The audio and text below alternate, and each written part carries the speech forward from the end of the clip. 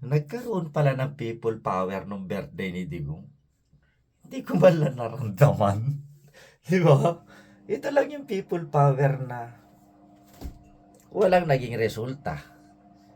Hindi man lang napaalis yung kung sino yung dapat paalisin. Wala man lang napalaya. Kayo naman, di naman kayo nagsabi para nakapag-prepare kami. Ngayon, nagkakagulatan, makalipas ang 2 araw. May people power pala.